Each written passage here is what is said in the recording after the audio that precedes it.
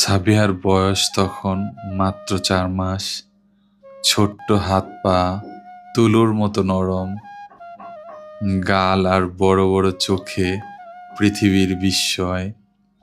প্রতিদিন সকালে আমি যখন তার কাছে যেতাম, তার যেন এক ফোঁটা রোদ্দুরের মতো মনে হতো। একদিন সকালে আমি দরজা খুলতেই দেখি সাবিহা বিছানায় শুয়ে আছে, দুপা নাড়াচ্ছে, মুখে মিষ্টি হাসি।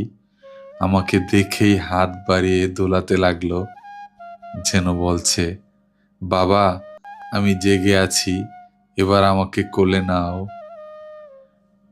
সত্যি, আমার মেয়ে সাবিহার সেই চাহনিগুলো এখনো আমার চোখে জ্বলজ্বল করে ভাসছে। ও একটু একটু করে বড় হয়ে যাচ্ছে, তবে ওর সেই স্মৃতিগুলো আমার আজও মনে পড়ে।